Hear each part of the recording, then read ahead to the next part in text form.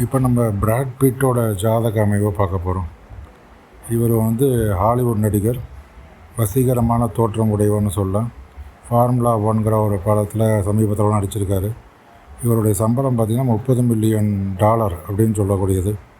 இந்த அளவுக்கு சம்பளம் வாங்குறார் அப்படின்னு சொன்னால் அவருடைய ஜாதக அமைவு எந்த அளவுக்கு இருக்கணும் அப்படின்னு சொல்லி பார்க்குறோம். ஜாதகத்தை பொறுத்து தான் எல்லாமே அமையுது அப்படின்னு சொல்லலாம். ராசி நட்சத்திரம்னு சொல்லுவாங்க. முன்னாலாம் பார்த்தோன்னா ராசி நட்சத்திரம் தான் ஃபெமிலியராக இருக்கும். நட்சத்திரத்தை வச்சு தசை கண்டுபிடிப்பாங்க. தசாபுக்தி பார்க்கணும்னா கண்டிப்பாக லக்ன கட்டம், ராசி கட்டம் பார்க்கணும். இப்போ ராசி கட்டத்தில் பார்க்குறோம், மகர லக்னம் காட்டுது. அந்த அமெரிக்கா இது மாதிரி ஃபாரின் கண்ட்ரிஸ் எல்லாமே பார்த்திங்கன்னா சனி, சுக்கிரன், புதன் ஆளுமையில கீழே இருக்குது. நம்ம இந்தியா சைட்லாம் பார்த்திங்கன்னா குருவோட ஆளுமையில இருக்குது அப்படின்னு சொல்லுவாங்க. இவரோட ஜாதகத்தில் மகர லக்னம் காட்டப்பட்டிருக்கு. மகர லக்னம் அப்படிங்கிறது சனீஸ்வரனுடைய லக்னம். அதுலேயே சனீஸ்வரன் அமர்ந்திருக்காரு. அந்த மேலை நாடுகள்லாம் பார்த்திங்கன்னா சனீஸ்வரன், சுக்கிரன், புதன் தான் சிறப்பாக செயல்படுவாங்க அப்படின்னு சொல்லலாம். நம்ம நாடுகளில் தான் அந்த குரு மாதிரி கிரகங்கள்லாம் நல்லா செயல்படுவாங்க. அப்போ மேலை நாடுகளுக்குன்னு சொன்னாலே சனீஸ்வரன் சிறப்பாக இருந்தாலே மிகச்சிறப்பாக இருப்பான்னு சொல்லலாம். இவர் மகர லக்னத்திலேயே சனீஸ்வரன் அமர்ந்திருக்காரு. மிகச்சிறந்த சசயோகம் போன்ற யோகம் அமைஞ்சிருக்குன்னு சொல்லலாம். அந்த லக்னத்திலேயே சந்திரனும் அமர்ந்திருக்காரு. கூடவே சுக்கரனும் சேர்ந்து அமர்ந்திருக்காரு. அப்போ மிகச்சிறந்த ஒரு யோக பலத்தை ஜாதகத்திலேயே, அதாவது லக்னத்திலேயே காட்டுது அப்படின்னு சொல்லலாம். அடுத்ததாக பார்த்திங்கன்னா செவ்வாய் தனுசில் அமர்ந்திருக்காரு. இது 12ஆம் இடம் அப்படின்னு சொல்லலாம். அந்த இடத்துல செவ்வாய், புதன், சூரியன், கேது எல்லோரும் சேர்ந்து அமர்ந்திருக்காங்க. இப்படி கூட்டு கிரகங்கள் அமைஞ்சாலே அது மிகப்பெரிய யோக பலத்தை அவர் கொடுக்கும் அப்படின்னு சொல்லலாம். அதே மாதிரி பார்த்திங்கன்னா குரு மீனத்தில் ஆட்சி பெற்று அமர்ந்திருக்கார் அப்படின்னு சொல்லலாம். ராகு மிதுனத்தில் அமர்ந்திருக்கார் அப்படின்னு சொல்லலாம். ஒரு சிறப்பான அமைவு தான் அந்த ஜாதகத்தில் காட்டப்பட்டிருக்கு. அப்போ அந்த ஜாதகத்தில் லக்னாதிபதி அப்படின்னு சொன்னாலே சனீஸ்வரன் தான். மேலை நாடுகள்னு சொன்னாலே சனீஸ்வரன் தான் மிகச்சிறப்புன்னு சொல்லலாம். அவர்களே சேர்ந்து சுக்கரன் அவர் சேர்ந்து அமர்ந்திருக்காங்க. அது மாதிரி மறைவு ஸ்தானமான 12ஆம் இடத்துல சூரியன், செவ்வாய், புதன் எல்லாம் சேர்ந்து அமர்ந்திருக்காங்க. சூரியன் புதனை சேர்ந்து புத ஆதித்ய யோகம்லாம் கொடுக்குறாங்க. இவர் மிகச்சிறந்த ஆற்றல் படைத்தவராக சினிமாவில் வளம் வந்துட்டுருக்கான்னு சொல்லலாம். ஹாலிவுட் சினிமாக்களில் இவருடைய ஜாதகத்தில் முக்கியமான யோகமே சனீஸ்வரன் அந்த லக்னத்திலே அமர்ந்தது தான் மிகச்சிறந்த யோகா பலன்னு சொல்லலாம். சசயோகம் உண்டாகுதுன்னு சொல்லலாம். இது இவருக்கு தலைமை பண்பு, விடாமுயற்சி, நீண்ட கால புகழ் எல்லாத்தையும் தருது அப்படின்னு சொல்லலாம். அதே மாதிரி அடிமட்டத்திலேருந்து உயர்ந்து மிக உயர்ந்த நிலைக்கு அவர் சென்று மிக அதிகமான புகழையும் செல்வ வளத்தையும் பெற்றிருக்கார் அப்படின்னு சொல்லலாம். பல கோடிகள் சம்பளம் வாங்குறாரு சொன்னால் இதெல்லாம் ஒரு காரணமாக அமையுது. சந்திரன், செவ்வாய் இரண்டுமே பார்த்திங்கன்னா ஒரு சிறப்பான இடத்துல அமர்ந்திருக்கு அப்படின்னு சொல்லலாம். அதனால தான் சொத்து சேர்க்கை, நிர்வாகத்திறன் எல்லாமே சிறப்பாக அமைஞ்சிருக்கு அப்படின்னு சொல்லலாம். கலைகளுக்கு அதிபதியான சுக்கிரன் பார்த்திங்கன்னா லக்னத்திலே அமர்ந்திருக்காரு. ஒரு நடிகர் உலக புகழ் பெறணும் அப்படின்னு சொன்னால் சுக்கிரனின் பலம் ரொம்ப முக்கியம்.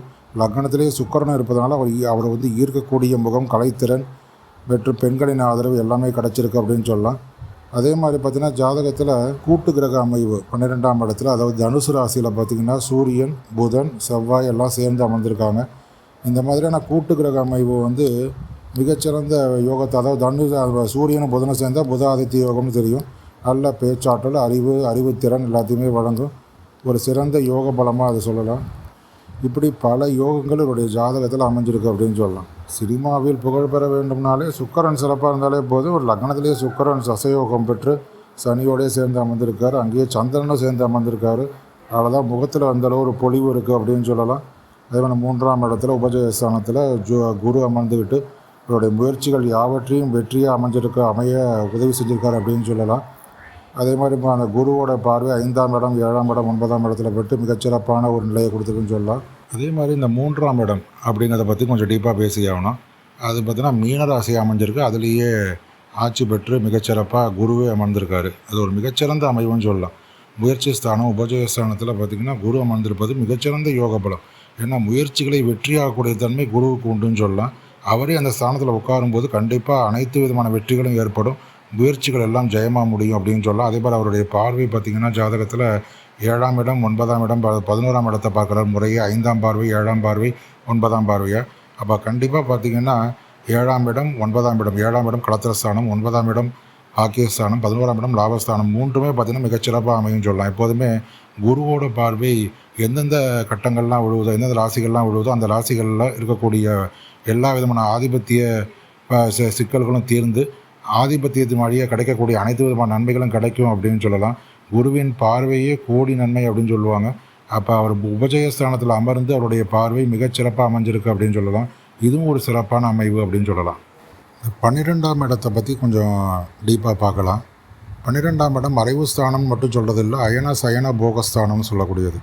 வெளிநாட்டு தொடர்பு அப்படின்னு சொல்லலாம். அதுதான் அவருடைய புகழ் உலகமெங்கும் பரவிருக்குன்னு சொல்லலாம். குளோபல் ஐக்கான அவர் இருக்கிறதுக்கு காரணம் இந்த 12ஆம் இடத்துல இருக்கக்கூடிய கூட்டு கிரகங்கள் தான் அப்படின்னு சொல்லலாம். இந்த 12ஆம் இடத்துல பார்த்தீங்கன்னா செவ்வாய் சூரியன் 2 அக்னி கிரகங்கள் அப்படின்னு சொல்லலாம். அங்காரகத்தன்மையை தரும் அப்படின்னு சொல்லலாம். ஒரு அசாத்தியமான துணிச்சலையும் சவால்களை எதிர்கொள்ளும் திறனையும் கொடுக்குன்னு சொல்லலாம். 12ஆம் இடத்துல செவ்வாய் இருப்பது ஒரு வகையான செவ்வாய் தோஷம் அப்படின்னு சொன்னாலும் அதை ஒரு திருமண வாழ்க்கையில் சில சிக்கல்களை ஏற்படுத்தியிருக்கும் அப்படின்னு சொல்லலாம். அப்புறம் 12ஆம் இடத்துல கேது இருக்கிறது மோட்சக்காரகன் அப்படின்னு சொல்லுவாங்க. இவருக்கு ஆடம்பரமான வாழ்க்கை இருந்தாலும் அவருக்குள்ள ஒரு ஆழ்ந்த தனிமையும் ஆன்மீக தேடலும் அல்லது தத்துவார்த்தமான சிந்தனைகளும் இருக்கும் அப்படின்னு சொல்லலாம். புதன் 12ஆம் இடத்துல இருப்பது தனது ரகசியங்களை மிக கவனமாக பாதுகாப்பார் அப்படின்னு சொல்லலாம். அவர் அறிவுத்திறன் திரைக்கு பின்னால் மிகச்சிறப்பாக செயல்படும் அப்படின்னு சொல்லலாம். 12ஆம் வீடு அப்படின்னு சொல்லக்கூடியது செலவுகளை குறிக்கும் அப்படின்னு சொல்லலாம். இந்த இடத்துல பார்த்திங்கன்னா அவர் பல வழக்குகளை சந்திக்கக்கூடிய நிலைமையெல்லாம் அவர் வாழ்க்கையில் ஏற்பட்டிருக்கும், இல்லை ஏற்படலாம் அப்படின்னு சொல்லலாம். ஏன்னா விரயங்களை ஏற்படுத்தும், நல்ல தர்ம காரியங்களை செய்து அது வழியாக விரயங்களை ஏற்படுத்தும் அப்படின்னு சொல்லலாம். இந்த கிரக சேர்க்கை அப்படின்னு சொல்கிறது ஊர் மெச்சும் வாழ்க்கைன்னு சொல்கிறது இல்லை, உலகம் வியக்கும் சாதனை, தனிப்பட்ட வாழ்க்கையில் சில இழப்புகள் என்ற 2 விஷயத்தையும் இது குறிக்குது அப்படின்னு சொல்லலாம். இந்த மாதிரியான ஒரு அமைவு தான் ஒரு ஜாதகத்தில் இடம்பெற்றிருக்கு அப்படின்னு சொல்லலாம்.